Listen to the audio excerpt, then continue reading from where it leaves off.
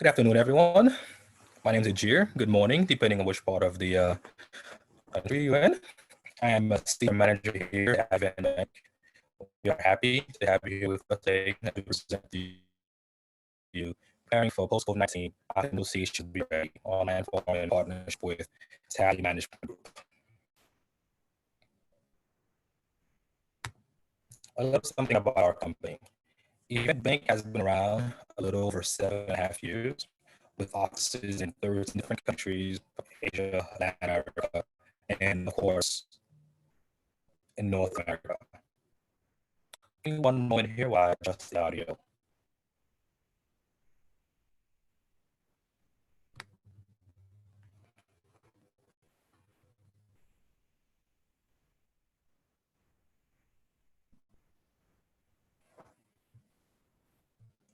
Okay, so about that technical difficulty.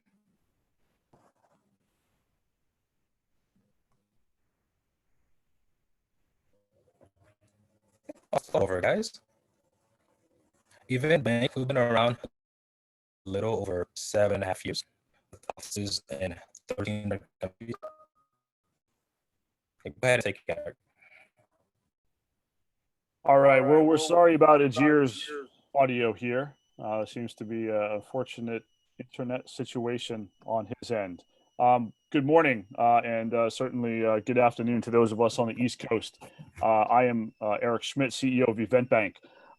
Today we have a great panel. We're going to be obviously digging a little bit into how can associations be ready and what are really some of the things that we can do in order to prepare for a post-COVID-19 world. Over the last couple months, people have been certainly trying to figure out what to do, how to reduce cost, how to deal with event cancellations, how to deal with refunds on tickets, how to deal with potentially, members not having enough money to pay for their membership dues. So today we have a panel that's going to go through all of the different elements and are really able to help you all strategize and think about what's next. We saw a little video about Event Bank and some of the things that we are doing to be able to work inside and with you all to make sure that your technology solutions are up to speed and certainly exist in this age. Event Bank is a 7-year-old company. We have global offices in 11 countries, and here in the United States, we're here in Northern Virginia, just outside Washington, D.C. At the core is a CRM, and built on top of that is our event management, membership management, and our finance tools, alongside the mobile apps, of course, which are extremely important to people who are obviously operating outside of the desk in their apartment or house, which is where everybody is today. We, of course, as well work with organizations on their websites if they so need it. Key things looking forward are really how, again, is Event Bank able to solve the challenges that people have? For us as Event Bank, we also have been dealing with the same situations and trying to find solutions for our customers over the past basically 2 months since it first hit our China operations, and really thinking about how can we react and how can we help put things in the market that are really going to help facilitate the going from an online, or I should say an offline world into an online world where people still want engagements. They still want to be able to interact from obviously the comfort of their couch or from their desk. So these are some of the things that we're working on. We have a big release, coming up on May 7th for some of our new community functionality. Our virtual meeting engagement platform will be launched on May 7th as well. And we'll be getting into that, obviously in the coming weeks as news comes out. But let's go ahead and introduce some of our panelists. Unfortunately, since Ajir has everybody's bios on his screen, I am actually going to change things up, just introduce who we have on the call, and then I'll ask them to introduce a little bit about themselves. As I said, my name is Eric Schmidt, CEO and co-founder of EventBank. We have Magda for the Executive Director and CEO of International Coaching Federation. Derek Johnson, the Executive Director of the National Behavior Intervention and Team Association.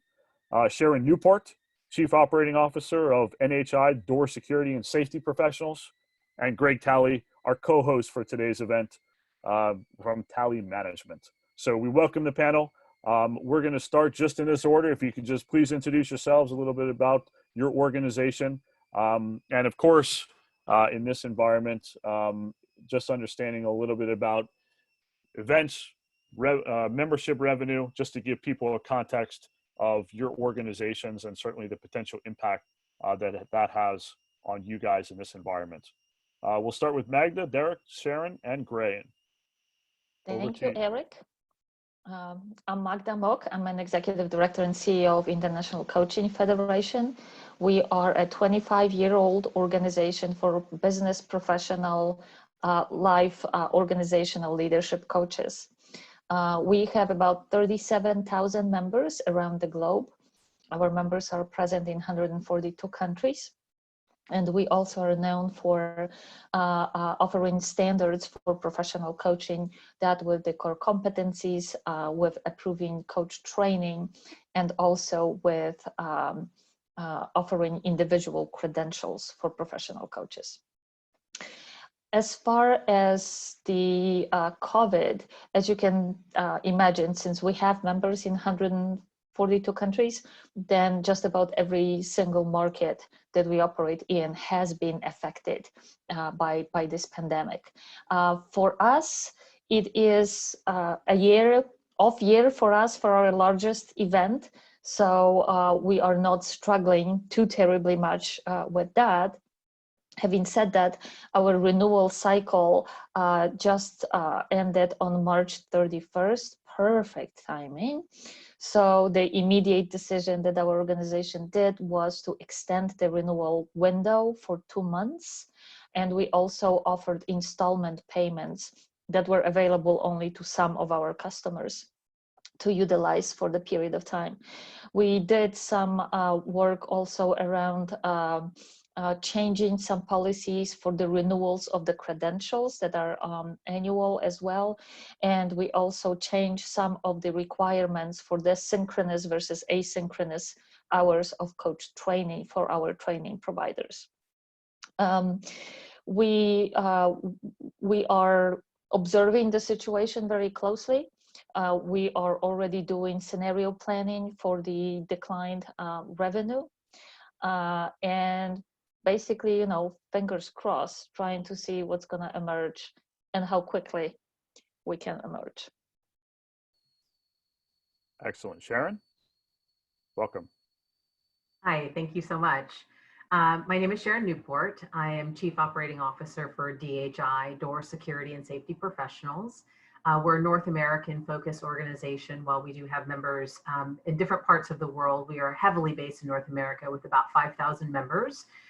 We serve the door security and safety professionals who distribute, manufacture, and sell doors, frames, and hardware in non-residential construction. So in the construction market, one of the pieces of our story right now is that we were able to support the advocacy for them to become essential workers in the United States and then the majority of Canada as well. So as part of the construction supply chain, that's one of the bits of good news for our members right now.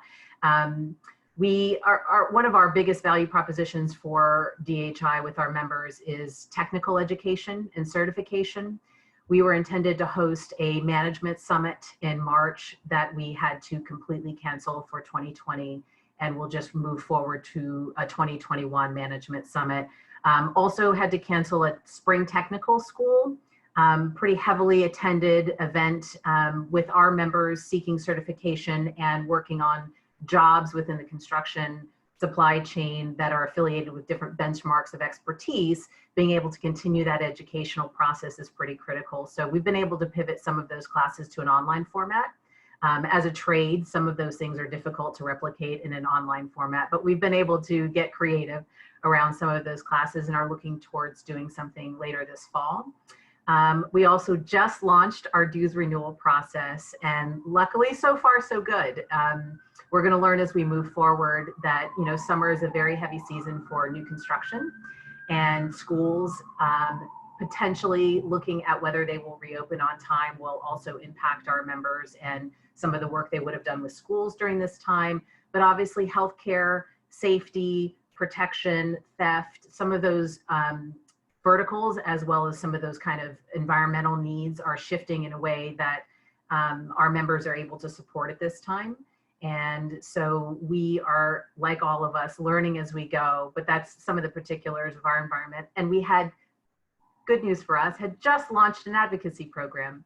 So we were able to be present for some of the advocacy that we needed to do for our members, and they were quite pleased with that. And I think maybe a little happier about paying their dues bill on the heels of that moment. Good timing. Derek? Hello, everyone. My name is Derek Johnson. I am the past executive director for the National Behavioral Intervention Team Association.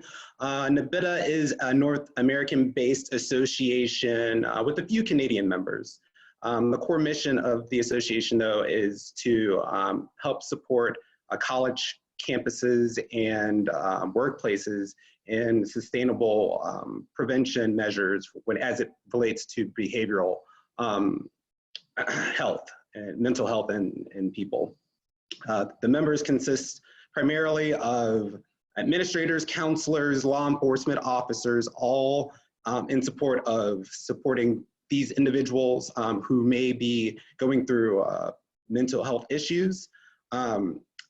As many other associations, NBITA had to cancel meetings in the early quarter. However, is looking towards adapting by adding other measures as it relates to digital and virtual events. Very happy to be a part of this panel and look forward to the conversation. Great, thanks, Derek. And over to you, Greg, and obviously one of our co-hosts for today. And good afternoon and good morning to my colleagues across the United States and from any other country that might be listening in.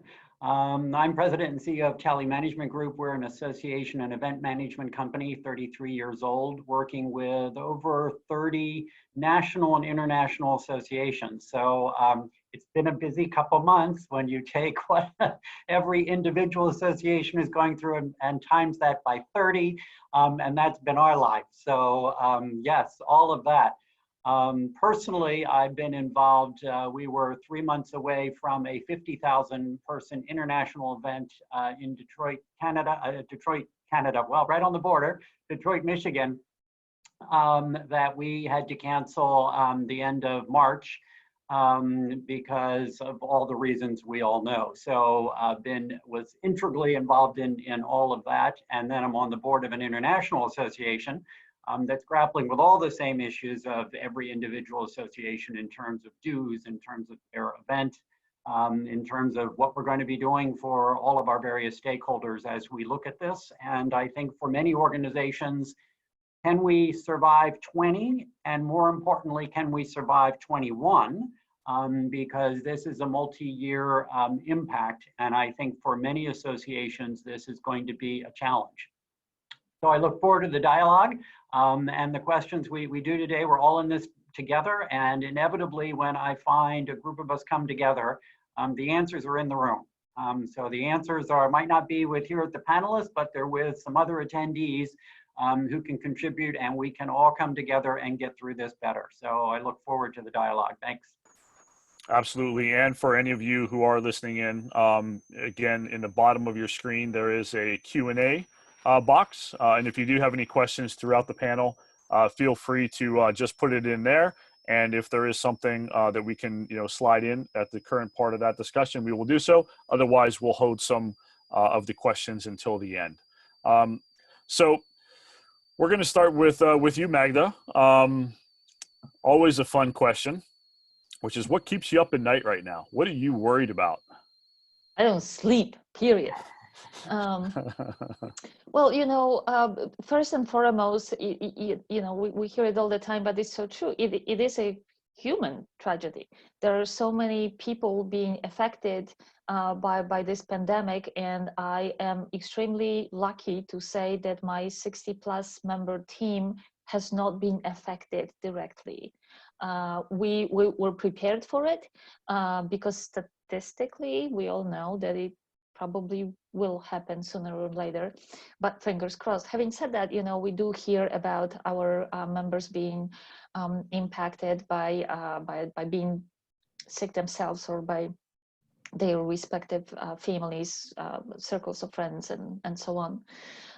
It is also, we are in a very luxurious position of having fairly substantial reserves that we are willing to utilize to right now really build that value to our members more so than ever. We created a COVID-19 resource page. We just finished the survey of our members, and they love it and they find it useful. So great. We also asked them what else they would need, much to Greg's point, after we start recovering from where we are. And honestly, right now, most of the answers are, I don't know. I don't know yet. So that's the signal to us to be in a constant dialogue with our members and making sure that we stay attuned to what it is. In our circumstance, because we're so global, we are seeing all the stages of the pandemic. So for example, now we are already in different conversation with our colleagues in Asia vis-a-vis what Europe or North America are going through. So that creates for very increased communication needs. And we also need to be very careful about the tone of our messages and appropriateness of our messages. Sharon already talked, and Derek, about counseling of events. We are actually in the midst of our Leadership Academy, which we normally do in person. In 3 weeks' time, we had to put it on its head and made it virtual. So far, so good. And thank goodness for technology that right now supports us in doing that. And I actually think that we will be seeing a change in how we approach different delivery systems for our services in the future.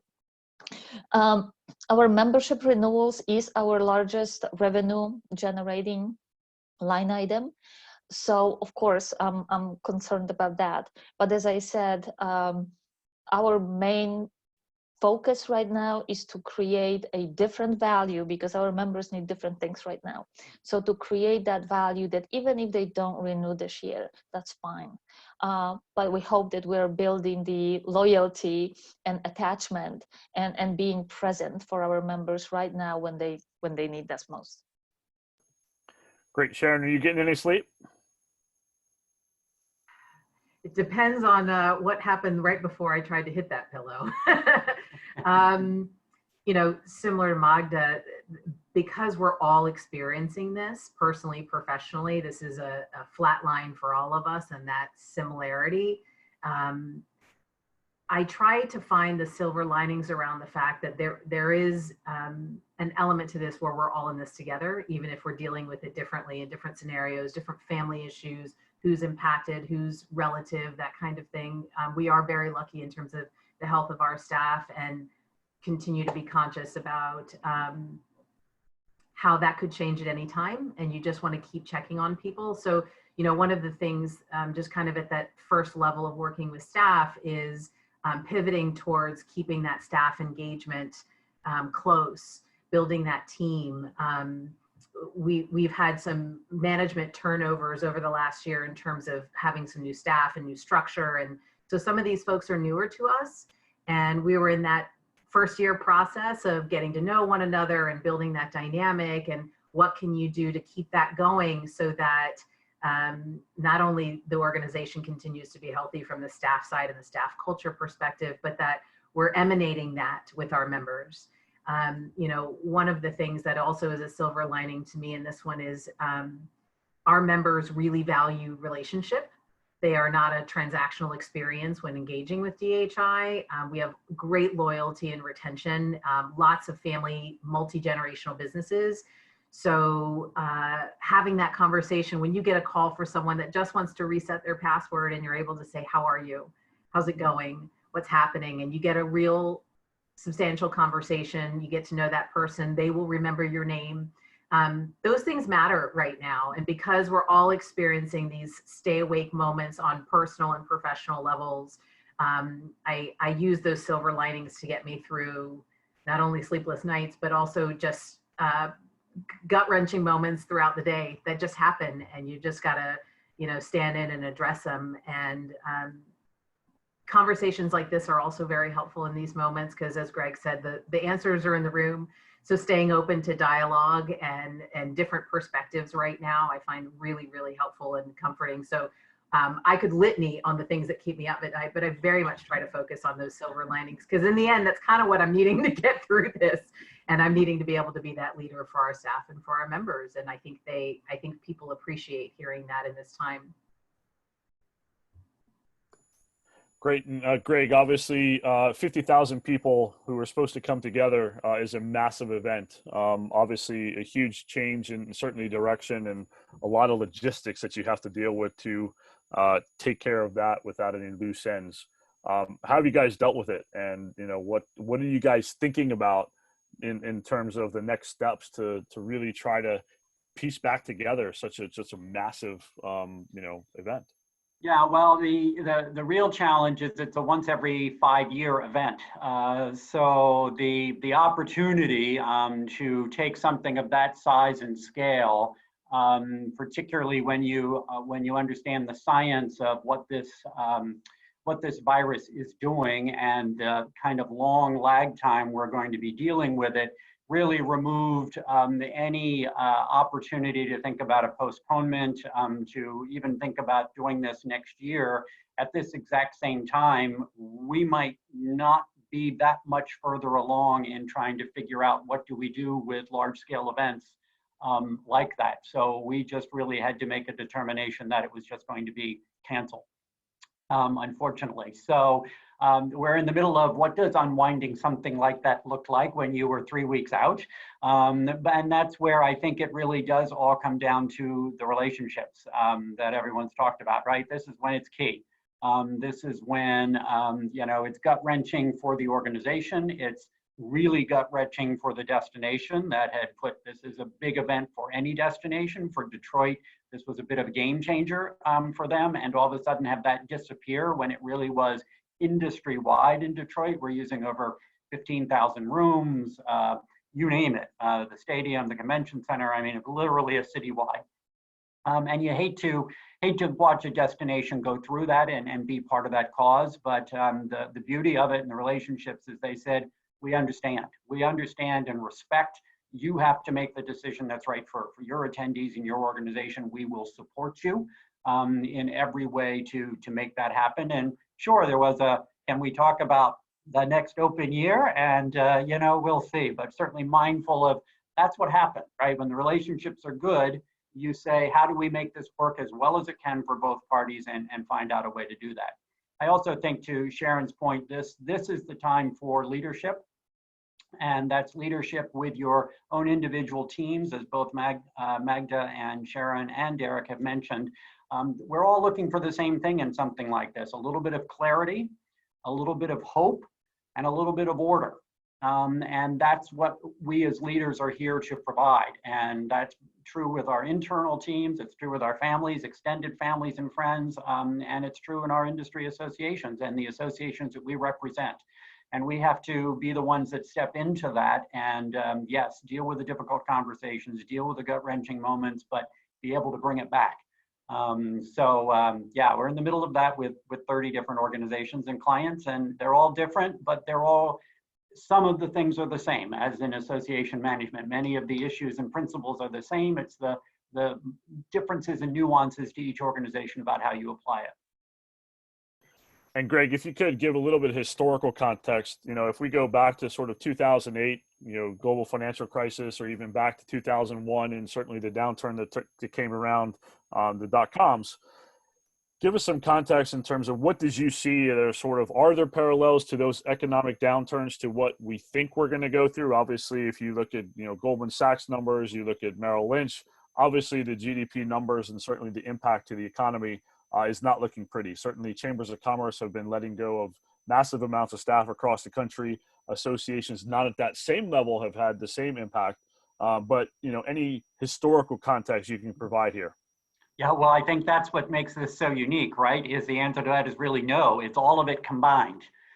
Plus something we've never dealt with before, which is truly a global issue. So that the fact that this is happening to all of us around the globe in some ways is hopefully bringing some of us together. Unfortunately, at the time, and you watch how this is playing out, I see that happening on a human level, not on a broader level, and that's concerning to me. So, because I think it's going to fuel the downturn and what's going to roll out of this in terms of what happens to international supply chains, what happens to trust. And so you kind of stop and say, did we just see the golden age of globalization, the golden age of kind of international cooperation? Are we into something completely and totally different? And to some degree, I think we are, both in terms of how we as individuals are going to come out of this, in terms of our expectation of how we're going to engage with each other, how we're going to engage in public places. I think it's very different. And I also worry that this is longer than most people understand, both from a health consequence. I think there's a longer tail to this than most people are understanding. And then you look at the economic tail to this, and I think that's going to be even longer still. So the idea of a snapback, the idea of a V curve, I don't see that happening. This is going to be a longer impact to people, organizations, and industries than I think everyone's actually come to grips with yet. Derek, what are you hearing from your members? Yeah, so I think the biggest takeaway, I think, for everyone is that this is has almost changed the focus and shift for a lot of associations, and we've heard it from everyone who's spoken thus far. It's a humanized thing. It's connecting people in a different way. As it relates to the behavioral world, behavioral intervention world, I think it's moved away from campuses, and you look at what this social distancing is doing to individuals in their own homes, and the mental struggles that they go through or are now going through that didn't occur in the past.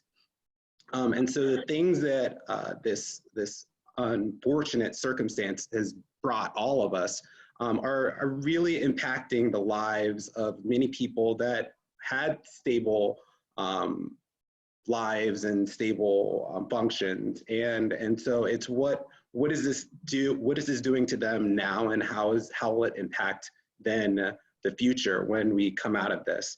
But I think from the standpoint of NABITA and all associations, it's prioritizing that communication and ensuring that the members know that you're there for supporting them, and ultimately sticking to getting to know them as people. Ultimately, I think one of the positive things of all of this is that we are looking at not just the people in our own worlds, but the members and the people we work with as humans.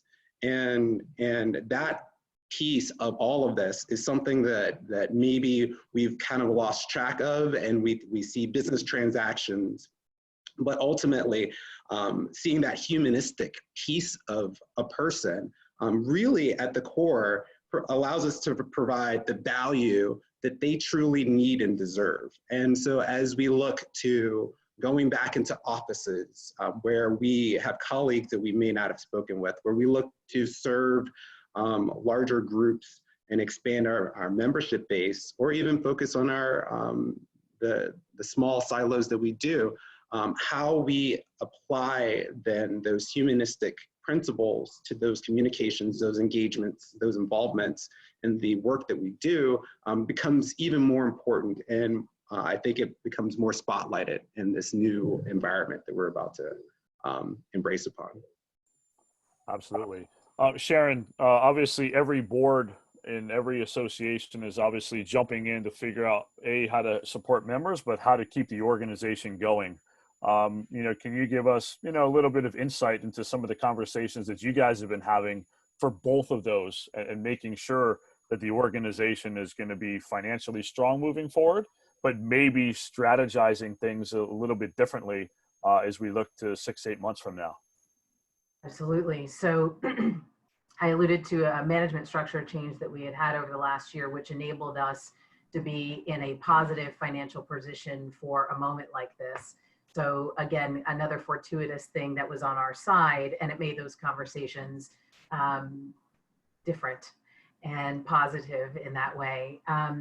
Also, one of the things that from a volunteer perspective that we were very mindful of is not only needing them more, so using what we have as a finance committee, which is like an executive committee, but having a weekly call. As soon as this happened, we started a weekly call with them that also was lots of communication throughout the week, but certainly a weekly call, at least an hour, because things had to move fast. We were at the moment, we were just a few weeks away from launching that management summit, and then another 30 days away from that very important high value technical school.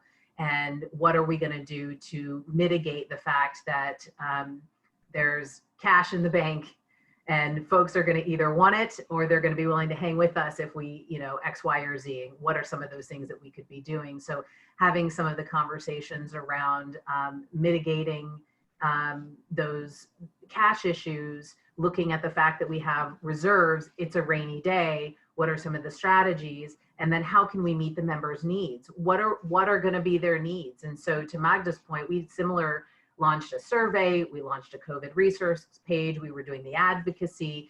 So there were some things working in our favor because our members started to be clear that they were going to become essential and they had the option to remain open and to continue to function and work. And it's played out very differently for our members based on their region, based on their size, based on what they service in that particular region.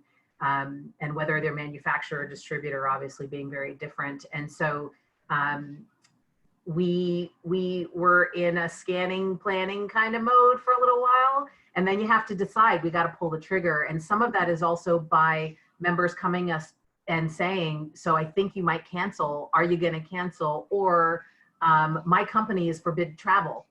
Travel ban has happened. And you haven't announced what you're doing yet. And it wasn't because we weren't in action. We were very much in action, but we were trying to be very, very careful about one foot in front of the other. And also, you have contractual obligations with third parties, and you've got to have those conversations to a certain point before you can say anything to anyone. So we moved as quickly as we could. And so far, so good in terms of how it's turned out. Our leaders are luckily very strategically focused.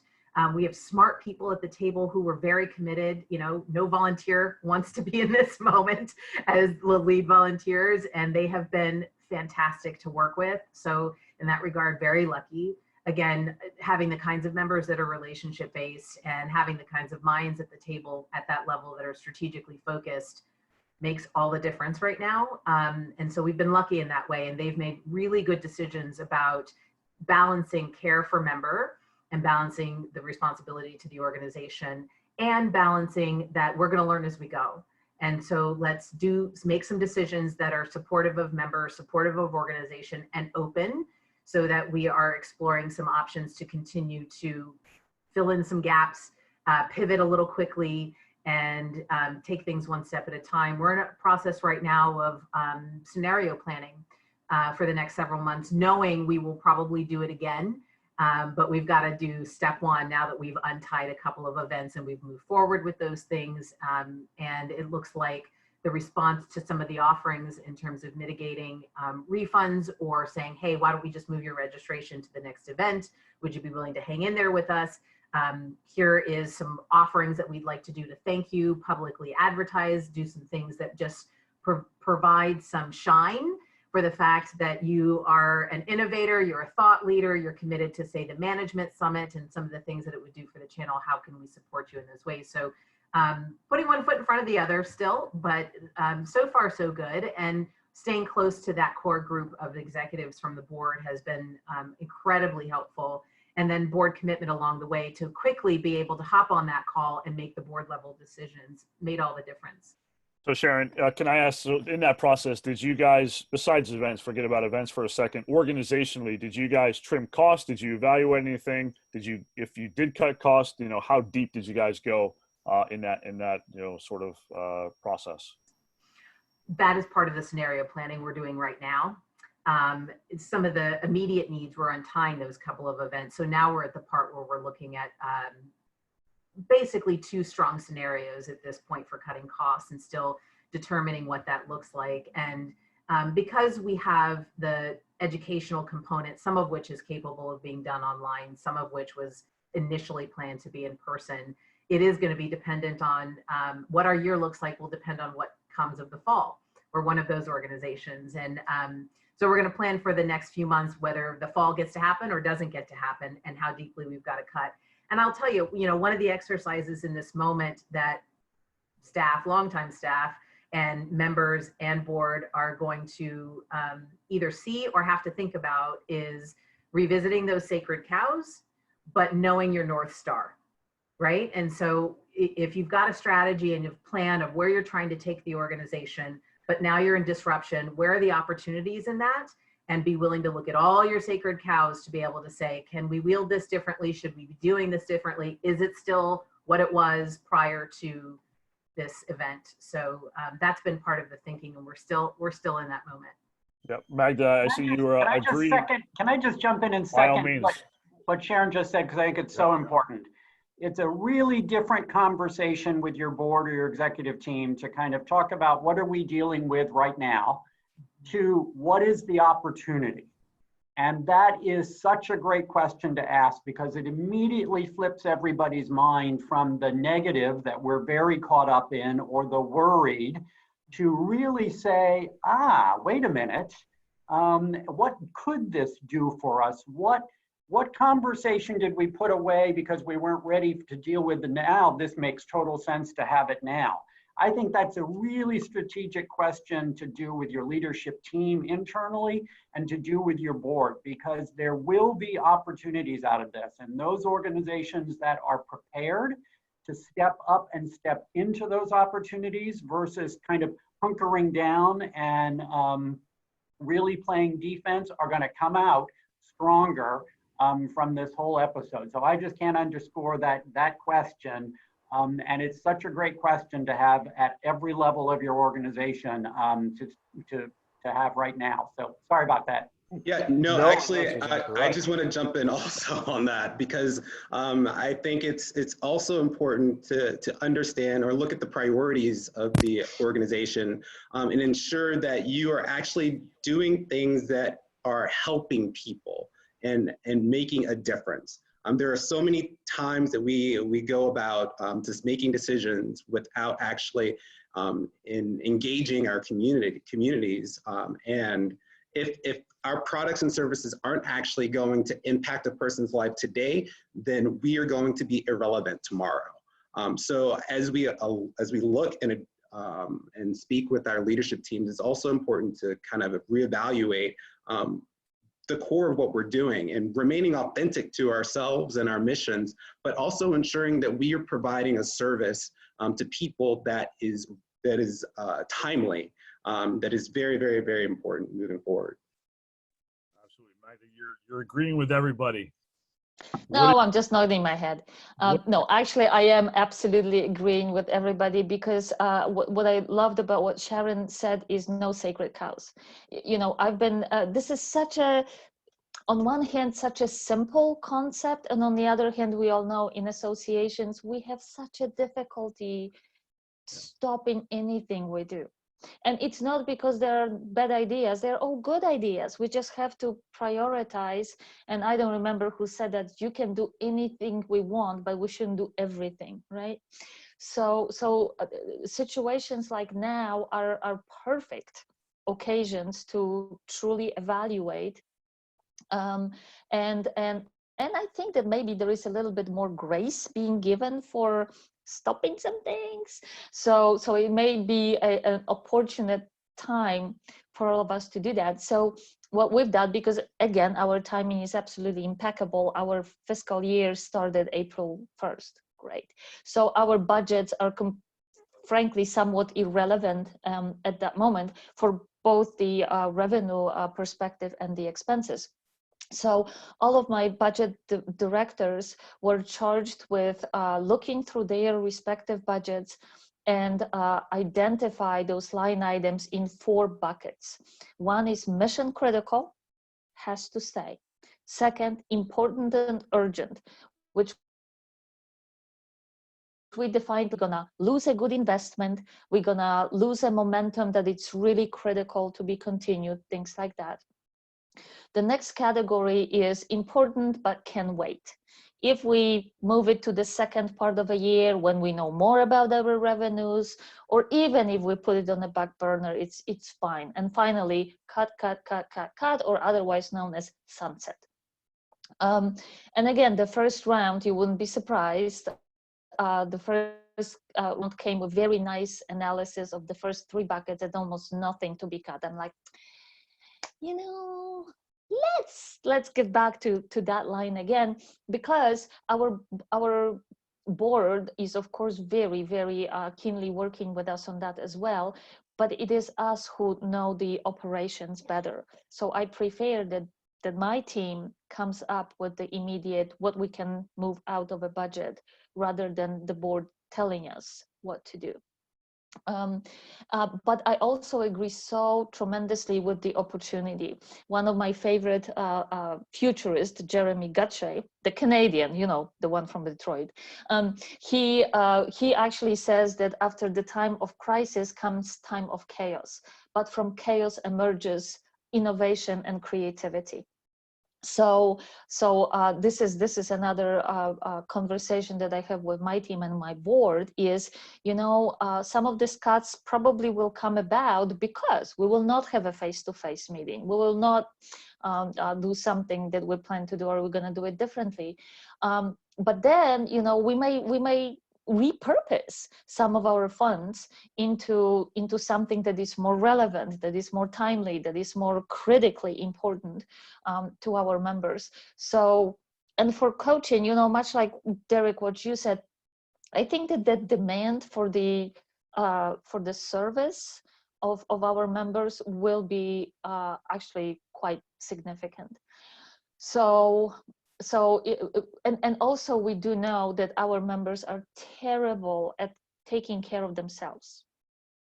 So our focus right now is to give them tools to be resilient, to resource themselves. So when the time comes, and in some areas of the world, we actually seeing the time being now, when they are called to serve, they're well prepared, well resourced, well rested, and take care of themselves to do that. That's great. Greg, over to you. Let's look a little bit to the, you know, moving past the, you know, I guess the current and looking a little bit more at the future. You know, as we look out, let's say 6 to 9 months, maybe even, you know, 12 months out, what do you think the association and chamber world is going to look like? How will it be different from where we are today? And I guess, you know, obviously going back to part of your question, what do you think organizations need to do to get there? Yeah. So, you know, a lot of that is unknown, but what's interesting about associations is we're not a leading indicator, we're a lagging indicator. meaning that, we're going to feel these effects in 21 far worse than we are in 20.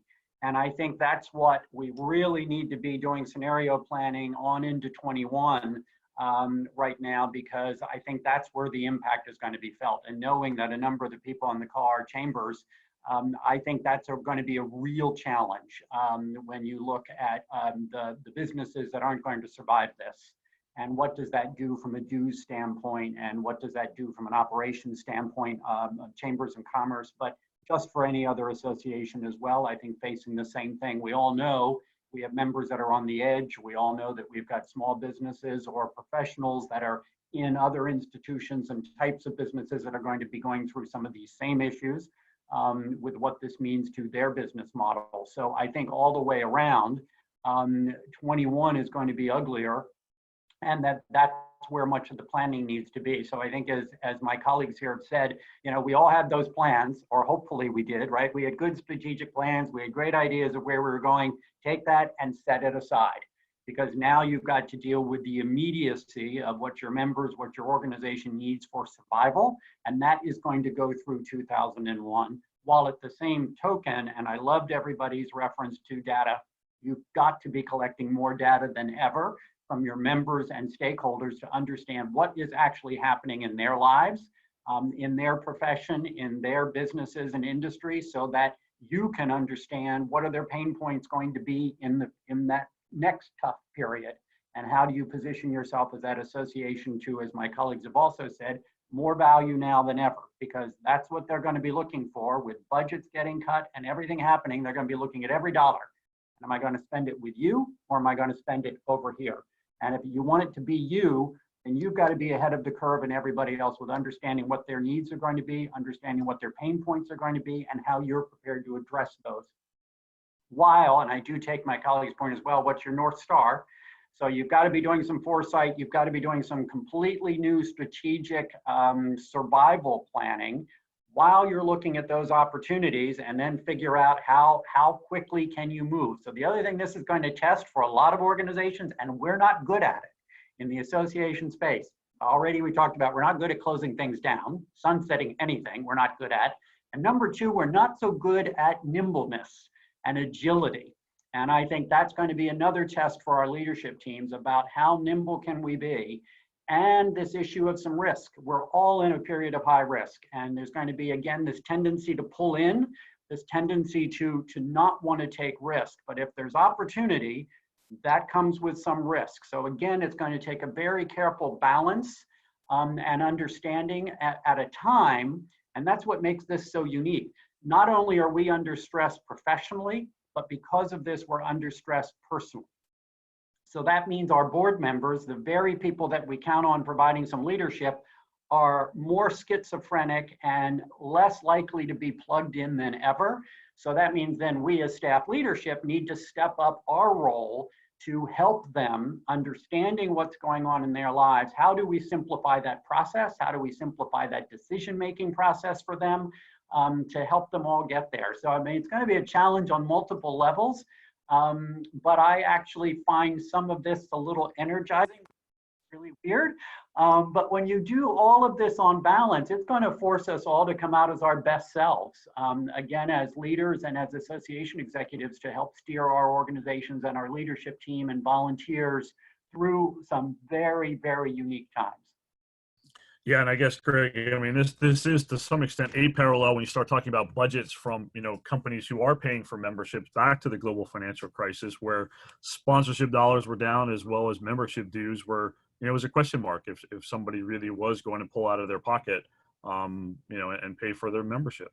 So looking, at that situation and looking to 2021, if you're, having a conversation with the chairman of a board right now, what are you advising them to do now to start getting their board prepared to start thinking about looking at opportunities, removing sacred cows, and trying to be a little bit more tendency to take a little bit of risk for the organization's benefit moving forward? Yeah, well, you got to get the brain time of the chair to kind of reorient them if they're not there already, right? So that becomes one of our primary jobs, is to, with all of those key leaders, is kind of help them shift their heads around, clear their heads for what this dialogue needs to be and how they need to lead the board through this process. So we're, kind of, what do they say? You don't want to get caught with your hands on the wheel, but you're kind of leading. I mean, that is our role as executives, right? Particularly association executives, where we play this kind of bifurcated role with our boards, where they own the organization, but we're the strategists, we're the ideas, we're the kind of the glue for how it all comes together, and we do have to help them lead through that process. I think the other big thing here is new collaborations. Because I think we're all going to be facing some resource constraints. And I think this is an ideal time in that realm of opportunity. What could that look like? We're going to be in some industries, and I think chambers of commerce are one of them, frankly, where it's a whole new world. And then you kind of get a chance to say, if we were going to build this again from scratch, what would we do differently? And does this now allow us to think about that? When I think about in a destination or a city,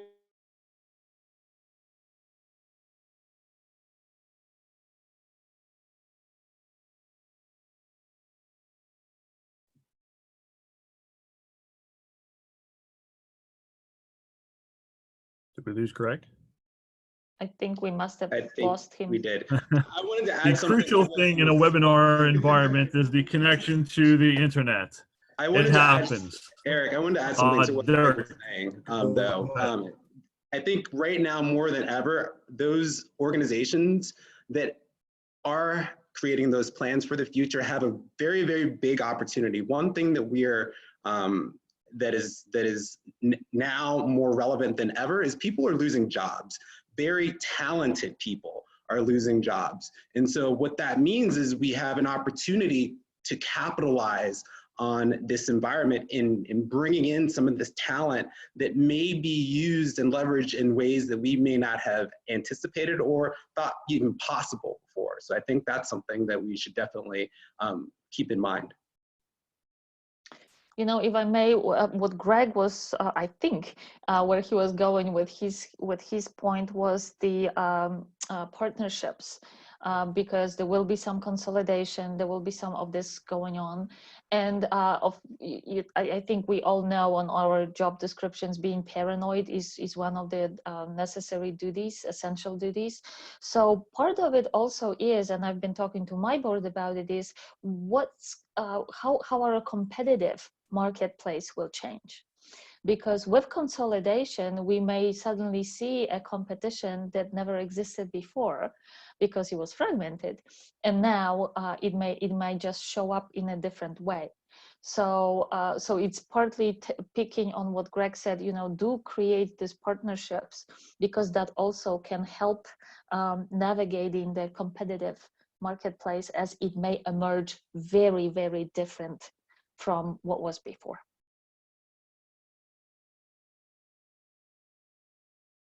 Sharon, anything you'd like to add to that? It's a really great point. I mean, as an association, we don't have a competing association, but many of our members, some of the larger members, have their own education. And so we've looked at some of the ways in which they've been able to navigate the ways they educate on certain topics, and have tried to think again outside of the box. Should that be resolved through partnership versus us reinventing the wheel? And so to your point about paranoia and partnership, we might need to get creative. And one of the other things, Greg's back, one of the other things that he was saying that I was really resonating with as well is, and I think you were saying this too, Eric, is getting your teams and your board chair and getting almost their brains primed to be capable of going there, be capable of leading in that direction, be capable of thinking outside of the box, coming up with those ideas. And, I think the other kind of angle of that we as association folk talk about a lot is communicate, over communicate, how you do it, what you say, where you say it, and how often you say it. All those things matter. But at the end of the day, it's got to be happening no matter where you are, no matter how strong your reserves are, what the forecast looks like. You're going to need to be doing that with all your levels of members and staff and board, and keeping that brain primed for where you're trying to take the team. Yeah, actually, so let's go to a couple questions. We got one question here from Callie Turner. She does events for a regional chamber, but as mentioned, being nimble and being willing to get rid of things in the schedule is hard when you have to run everything up the ladder. How do you suggest leadership help their staff become self-sufficient to get things done and allow for nimbleness? Wow. So that's a great question and really speaks to the culture of your organization. And I think if it's not there already, this might be the time to engage in that conversation organization-wide about how are we ourselves going to have to work and function differently to support the new reality. And sometimes that's hard to do from down within an organization, and I understand that. And I would kind of think about who your immediate supervisor, who up above you, can you engage in that conversation, and don't make it about yourself, make it about the team. How should our entire organization be looking at what and how we operate differently in this environment to be more effective for our members, more effective for our mission? I think that starts to open up the dialogue in a really safe way to start to identify what's the roadblock to that from happening, and put it on the table, and then let's have a talk about it. It's the only way I really know to kind of engage in that. You know, we reviewed all of our protocols for approvals, for decision making, things like that, for two reasons, and it's slightly schizophrenic, because part of it was how to be more agile and more responsive, and then how to make sure that we know what we're doing, as there's competing interest, but also sensitivity to what we do it's much greater. So on one hand, it was like, I'm gonna have a sign off on all member communication from now on until I say otherwise, which is cumbersome and never had to happen, but now it has to happen. At the same time, we have an agreement. No matter what, everybody who is asked for input will need to submit it within 24 hours. And if they don't, that means that they're okay, or that's it, you know? So there was a revisiting of the protocols, with maybe some would see it as taking some responsibility away from them, but at the same time, building in more agility so that the decision can be made quickly. And we, you know, this is, to some extent, it's easier said than done within the staff team, but we also, of course, had to bring some of our volunteer leaders. And in our case, when you have 11 hours time difference, that is little challenging. But everybody agreed to that. Everybody said, look, let's try. And then we're going to relax it when it's time for it, or we're going to tweak it if we see that the system is not working. Great. We have another question about partnership and competition. They've moved to a biennial meeting from 2020, are now coming into conflict with other associations who have their meetings in an odd year, 2021, which seems to be a very crowded year for events. This has sparked some tensions between societies in the field. How do they turn that tension into opportunity? Co-location is an obvious one, but what other ideas do you guys have for you know, this, and is 2021 going to be a busy year for events? So I'll jump in here. I think 2021 definitely will be a busy year. However, we have to realize that everyone is going through the same thing. And so some of those associations that have 2021 meetings may shift in strategy. And also it may be a great opportunity to just reevaluate maybe your own strategy and what the key purposes of your meeting are, and whether you can get content, connect members, and coordinate idea exchange in new ways digitally, so that you aren't necessarily moving your conference, but you're moving components of it and spacing them out through the scale of what would be your calendar year. That's another opportunity that you could potentially have in shifting. But if you do, then yes, the co-locating is one, but also just seeing what time of the year it is and maybe moving to the opposite. And paying attention to, I guess, what the other benefits of attending one conference versus another. And just, again, being authentic to your value to your end member. One thing we've done on a much lesser scale, because as I said, we're actually on an off year this year, but for our leadership training that I mentioned earlier, we extended it. So we are offering it now in a period of 2 months. So it's not super taxing on people on a day-to-day basis. You know, we all know that we are getting Zoom fatigue already. So we are not asking our members to sit in front of their computer for 6 hours straight for 3 days. So we actually chopped up the content, and we are offering it as a longer opportunity to participate, either live or on demand. And it seems to be getting a really nice pickup. So one opportunity, instead of completely, you know, moving, and I know that there may be contractual agreements with hotels, convention centers, and what have you, but one idea is to just move some of that content to the web and keep your members engaged that way, rather than in a way giving them to your possible competitor because they already have an event scheduled. I'll be a little more cutthroat. I'm not sure everyone's going to survive it. 21 is going to be an insane year with what all this has happened. And I think the value equations are going to become very clear.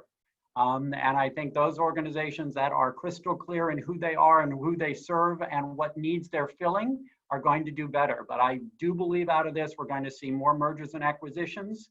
We're going to see weaker organizations that don't have good leadership not be able to survive this. So again, this may be an area for opportunity in your particular industry segment. So I would get a real clear roadmap of who are in your space, what are their strengths and weaknesses, and what opportunities might this present.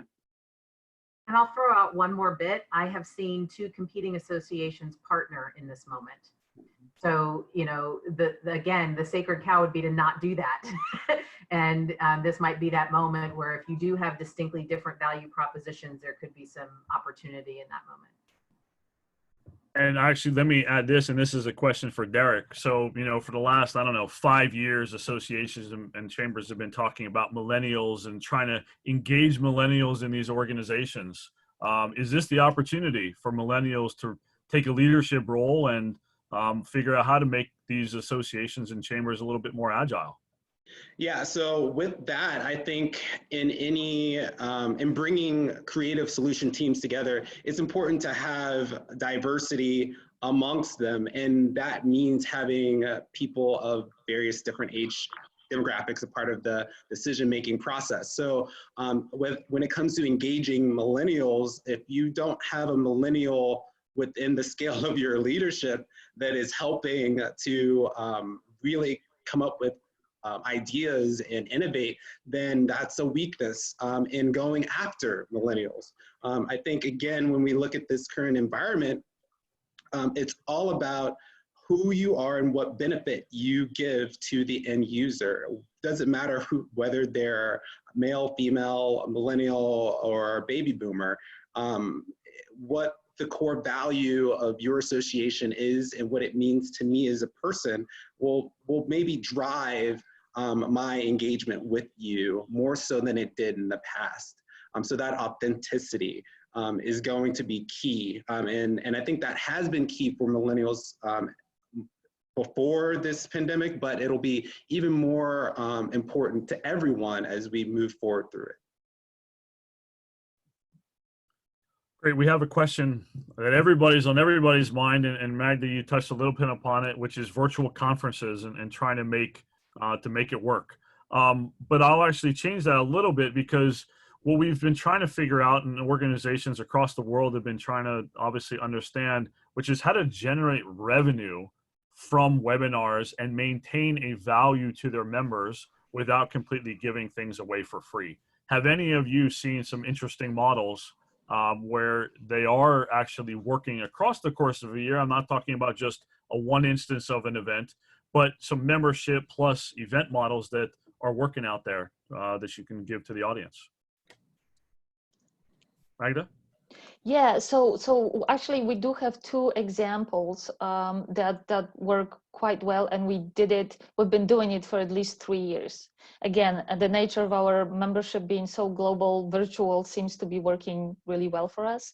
So one offering that we have, what we call it business development series, and this is a programming offered in a period of 6 weeks with 3 or 4 sessions per week. We offer them in 2 different time zones, so again, everybody can come to it. And this is more from the perspective of how do we build your business as a coach, not how to be a fabulous coach, but how to be a fabulous, successful business entrepreneur while doing that. And we also, it is, we charge fee for that, and we actually make quite a nice chunk of money on this program. And we also offer the programming later on as an on-demand availability to our members, again generating quite nice passive income through that. Our other virtual event is, we call it an advance. It's typically around the science of coaching. Again, successfully, we've been doing that in person. We moved into completely virtual 2 years ago, and it's been phenomenal. We have people on wait lists to get into it, and the technology again is helping so much because we do use Zoom quite a lot, and those of you who do use it, there is this capability of going into breakout rooms. So we have very robust conversations in the breakout rooms, and then bringing people together, capturing the chat, so then we can create a little nice write-ups and offer that as a value added.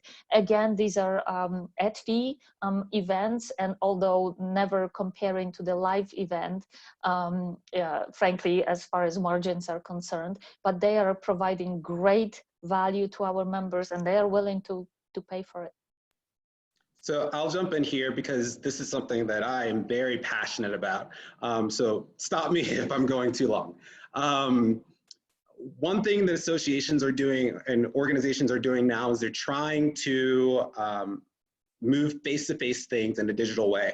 And as we look at what is virtual and what is face-to-face, they're 2 different things. Right now, we are in a platform where we socialize with our friends, talk to our families, and we're trying to do business at the same time. It's like being at a bar and doing all that at that same bar. But that's not the purpose of being at a bar, is to get away from probably your work environment and have a more social setting. So as we look down the road, I think the digital platform and strategy around the digital platform becomes more to the forefront than it has in the past. It's set in the back seat to face, but now it's directly in front of us. And it's going to be vital for everyone to look at the key takeaways from the experiences that they're trying to create and decide what's the most important vehicle to use in disseminating that content and to get to those outcomes. As we look at the digital experience, some things that our associations are trying to do aren't necessarily beneficial in a digital platform. There are also other ways of using virtual content, whether it be podcast or using virtual reality simulations or augmented reality to really expand the depth of what organizations are trying to convey to their membership. So as we go down this road, developing the strategy is going to be very, very important. And looking at the overall objectives of what they're trying to achieve. With that comes the partnerships. And as I think we look and we see partnerships looking very differently as we move through this year and into next year. On the meeting side, many destinations, 70% of their teams have been let go. And so what their support looks like in the future is very different than what it was in the past. And so providing these meaningful opportunities for engaging them and having them participate, for example, in a virtual setting is going to be very, very important. When it comes to some of these tools, though, like Zoom, having, for example, the backgrounds that you can have, for example, Eric, you have yours, and using that and maybe commercializing, adding in various elements to the experience to create an experience, not just disseminate content, I think it's going to be also very important as we progress through this next year and into next year. So overall, I see the digital virtual piece of things kind of meeting the face-to-face experience, and it's going to be important for corporations, for associations, for anyone who has a membership base to look at them as equal and to have a strategy for adapting their content to both. Absolutely, and I'm going to take that opportunity to talk a little bit about something that EventBank is launching. So over the past 6 weeks, like I said, 8 weeks now, we've been working extremely hard to revamp our roadmap, as well as the things that need to happen from an offline experience. So being able to exchange business cards directly in the virtual world, being able to request meetings directly in the virtual world, and making sure that those engagements that people had at an offline event, some of them are carried obviously into the online world. You can't replicate everything, but obviously with what we're trying to do with EventBank's technology is do as much of that as possible to maintain the relationship building that is so important to associations and chambers of commerce, because that is what drives a lot of the meaningful interactions. And so with that, you know, like I said, we're a few weeks away from launching this. We're excited about this alongside of the other membership communities that we are also going to be launching. So that is an exciting development, and certainly we'll be talking about that in the coming weeks. We're at 1:15. We are a little bit over our time than when we had obviously planned to go, but I want to thank all of our panelists for participating, and certainly on behalf of EventBank as well as Tally Management, certainly appreciate everybody who's joined the call, and we will definitely be sending out more information soon in the coming weeks about other upcoming events that we do have. So we appreciate everybody, and have a great rest of your day, whether it's still morning or it's in the afternoon here on the East Coast. Bye-bye. Thank you, everybody. Thank you. Bye. Bye-bye.